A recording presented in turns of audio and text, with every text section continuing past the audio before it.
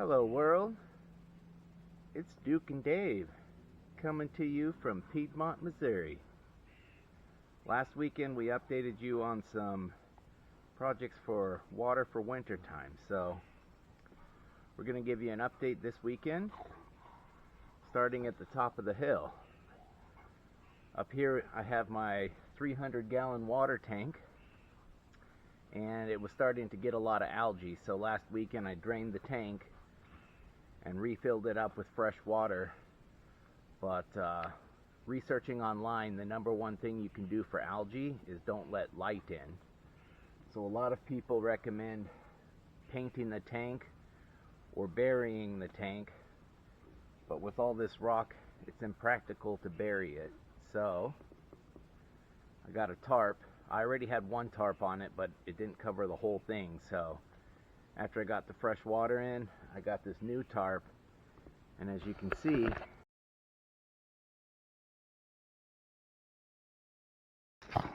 this new tarp covers the whole tank all the way around. And if we peek under the tarp,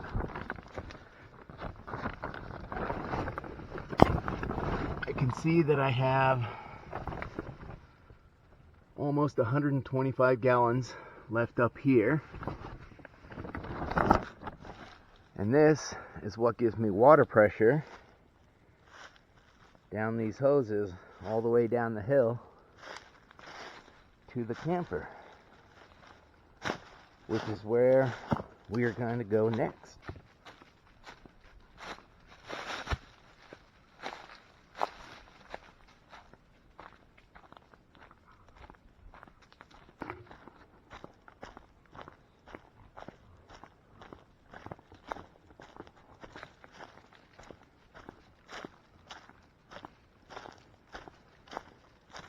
Alright, we started at the top of the hill. The next location is the new camper, which is what I've been working on getting electric and water to. And inside the camper is where the new reverse osmosis water system is. So this is the kitchen sink. This here is the reverse osmosis water. This is clean drinking water that comes out of this tap. And this is the faucet that was already there. But the reverse osmosis system I was going to install it in the shed over here. But once I opened the box, I realized it's made more for under sink installation. So the reverse osmosis has 3 big filters down here, and then it goes through the reverse osmosis filter, and that gets everything clean. And once it goes through that, there's a carbon filter up here which makes the water taste a little better, and the last filter it goes through is this remineralization filter, because the reverse osmosis takes all your good vitamins and minerals out of the water, so there's a filter that puts those back in once it's filtered.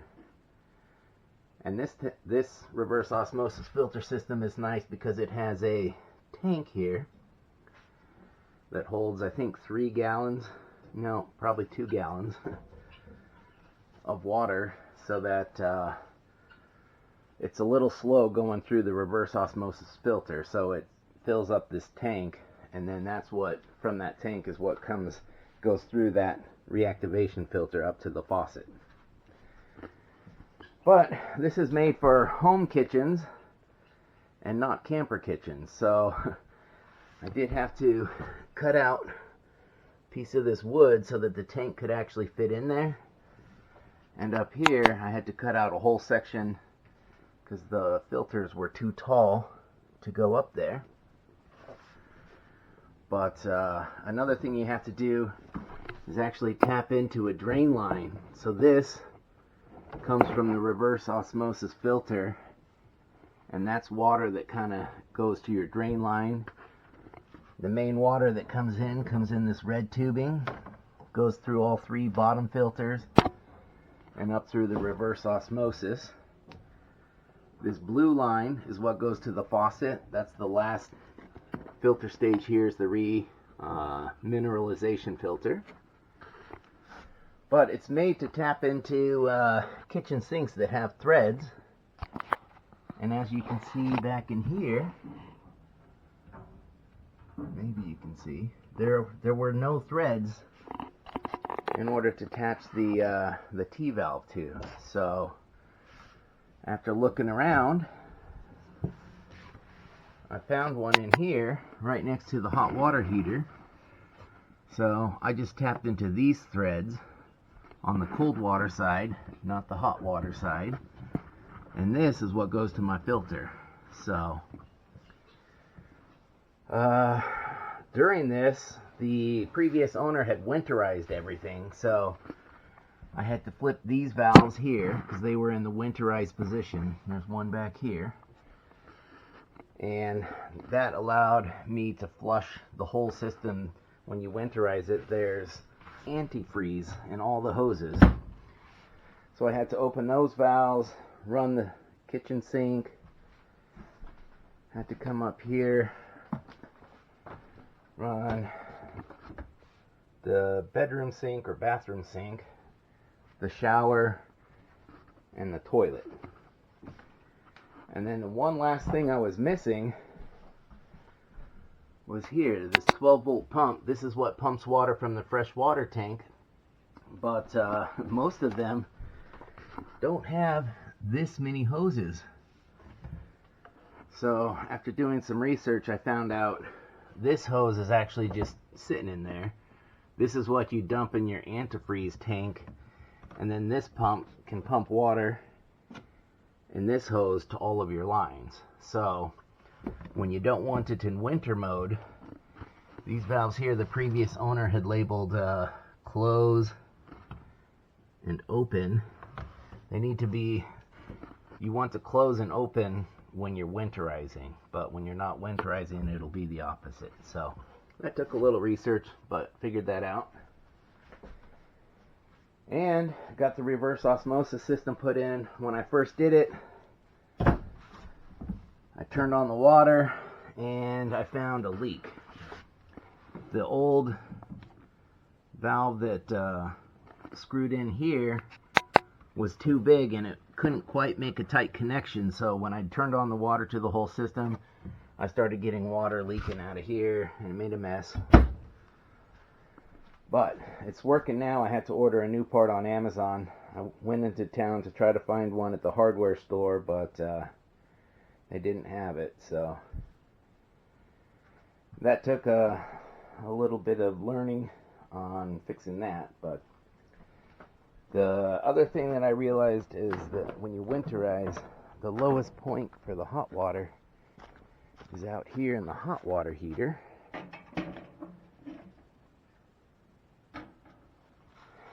So when you want to drain all the antifreeze out of the hot water heater, which most people don't put it in there, but the previous owner did, I had to take out this here. That's the iodinization anode. That's what keeps it from corroding. So I had to take that out, drain the whole hot water heater, and get all the antifreeze out of the system. And then the last thing that I learned about the camper and its water system, over here is the freshwater intake, but on the other side is where the freshwater connection city water goes into. So I got the water coming in here, but it didn't have quite enough pressure to really work the reverse osmosis system. So for right now, This brings water to the toilet, the shower, the sink, but it's not quite enough pressure for the reverse osmosis. So that's where we'll go downhill to the winterized 8x8 shed and explain what's going on there. I also had to work out the holding tanks. This camper has a gray water tank here. This is for the shower and the bathroom sink. And then it has the black water for the toilet. But it also has another gray water here. This is just for the kitchen sink. So once I had let the water run to drain all the antifreeze and everything, I needed to drain my tanks and get those ready for use. So did some YouTube research on that and found out in order to keep things from clogging up your tanks and keep things clean and smelling fresh, I made some tank juice. And this is recommended from a guy that comes to RVs and cleans tanks all the time. A lot of people put these dissolving smell good tablets into the tanks, but all that does is break down the stuff and grinds up your tank sensors. So his number one recommendation was this tank juice, which is just a mix of pine sol and bath beads or calgon. So I mixed half this calgon and half this pine sol in the 1 gallon tank and filled the rest up with water.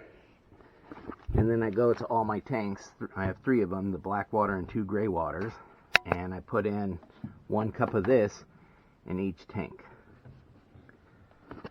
And the last thing that he highly recommended is for the black water, which is the toilet, go ahead and put about 3 gallons of water in there before your first use, so that your first use doesn't stick to the bottom. So I went ahead and did that. So water system in the camper is all ready. I did find I had to drain the black tank, so that's what this big tank is for. And I hooked it up. It's got a little tow hitch. This is, a lot of people use it at RV campsites, and they can tow this to the dump station. It's kind of heavy to load up in my truck, so I'm going to use the 4-wheeler, bring it to the top of the hill to a composting hole that's on the other side of the hill that won't come to my lake. But the final thing I was working on, I missed one thing on the camper. Last week I showed you all the 2-inch insulation that I need to put on the underbelly of the camper for winter. Well, I noticed all the chickens and the guineas kept pecking at it and eating it, so I had to move all of that into my shed. So my 2-inch insulation is in the shed. That's a project probably for this weekend. I need to find the best way to attach that to the underside of my camper. I don't know whether I want to use glue or screws yet, so I need to look it up a little bit and see how easy it's going to be to screw or glue. But down here, my tote that's at the top of the hill kind of looks like this, but that's not going to work in the winter time because all the lines that come from the top of the hill down here are going to freeze. So I built this shed a few weeks back, which is insulated, and I'll have to heat it in the winter time. But this is where I'm now going to have my new fresh water. And I have a pump here that I hooked up last weekend, and this pump takes the water from this tank, which I haven't filled this tank yet because I want to only put clean water in here so that I reduce algae. So I'm using this test tank right here, but I wired it all up, hooked up the hose, and I installed an outdoor freeze-proof spigot. So now when I need water, I can just turn it on, the pump kicks on and has pressurized water without having to gravity feed it. But the reverse osmosis was just trickling really slow when I installed it in the camper. So it's rated for 40 psi to 70 psi. So I got out my gauge here. The gravity feed water that I've been using all summer long is only 20 psi on this gauge. But the water pressure from my new spigot that's powered by that pump in there is 58 psi, which is just perfect because campers are supposed to work under 60 psi. So for the reverse osmosis to work, I'm going to have to hook it up to this spigot. But for now, I'm using the same system I've been using all summer long. I've got coming down from the big tank up there, it comes in this 1-inch poly pipe. It goes through my 1000 micron filter, 200 micron filter, and 50 micron filter. And then that's good enough for shower, feeding the chickens and all that, outdoor spray hose and all that. That goes here. But the other one goes down to one more filter, and this is a big filter that filters down to 5 microns. So once it goes through this filter, it's supposedly drinkable. So one of these goes up to the new camper, and this one here goes to the old camper. But what I'm going to end up doing is this 1-inch poly pipe. I am going to, this is the intake. This is coming down from the hill way up there.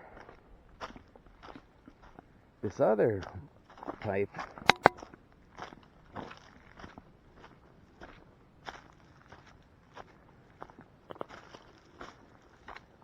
this one here goes all the way up the hill. This is what pumps the water 300 feet uphill to my storage tank.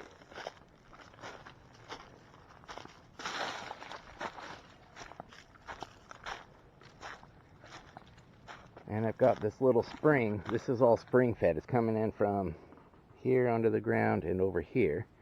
My friend John helped me dig this hole, so I put the tarp down and it captures some better spring water than the lake water. But I just come over here,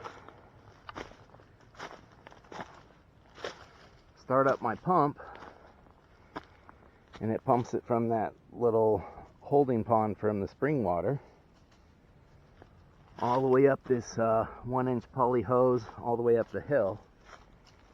So what I'm going to do, rather than pump this all the way uphill, because in the winter that's not going to work, every time I use this pump I'm going to have to drain this tube and the tube that pumps the water, and there's a drain on the pump itself. I have to winterize it every time I use it once the temperatures start dropping below freezing. But I'm just going to make a splice in this tube that goes from the pump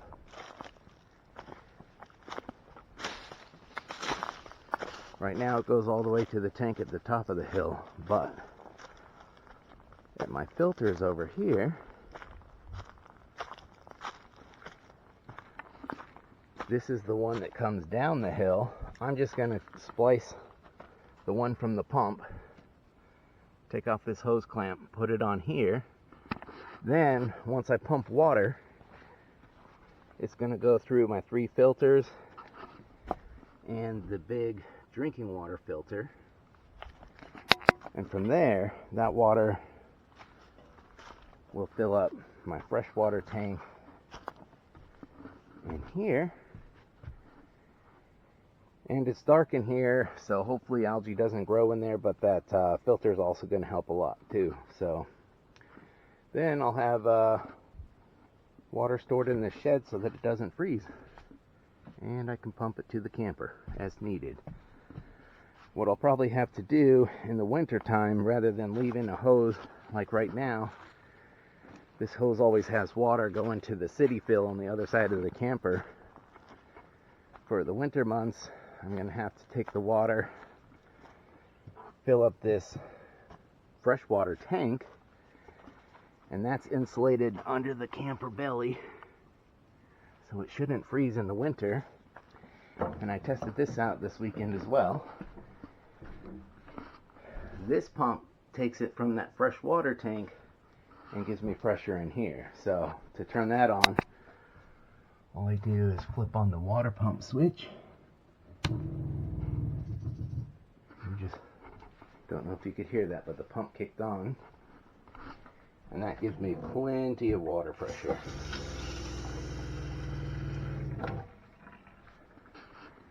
So that's an update on the water. I've tested everything in this camper. I got the water tanks working. I got the hot and cold water. I tested this hot water heater. That's working good. The circuit board here hums a little bit when I turn it on, so I ordered a new one because it just makes an annoying kind of humming, buzzing sound. But the hot water heater works. I tested the camper heater, which is under this seat. That works. I tested the AC, tested the TVs. Everything's in good working order. Tested the refrigerator. So, be ready for winter living here. Moving from this camper. I've got family coming up next weekend. So my parents will get this camper to stay in, and my sister and brother-in-law and niece will stay in that camper. And my nephews and I are going to camp in tents and a hammock over here.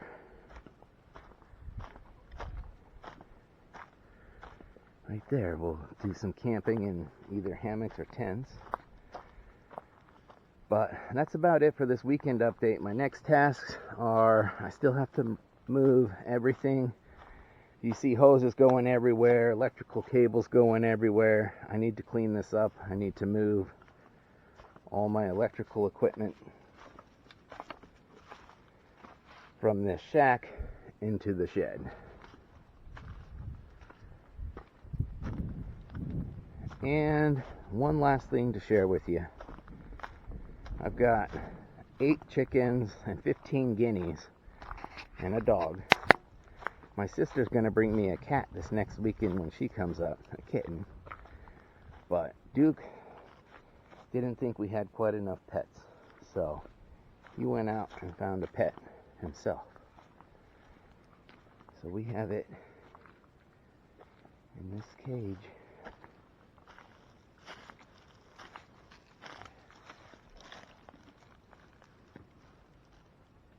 There it is. It's a turtle. Duke found it somewhere, brought it back to camp, and then I made him leave it outside to come in for the night, and the next morning it was gone. So 2 days later he found it again somehow, brought it back. So I put it in the cage, thought maybe my niece or nephews might want a pet turtle when they come to visit. I'll send it home with them, or we'll set it free. That's about it for this update for the weekend. Going to work on either the electrical shack or the insulation under the belly of the camper. Haven't decided which. I probably should work on both of them this weekend. So yeah, that's the latest update from Piedmont, Missouri.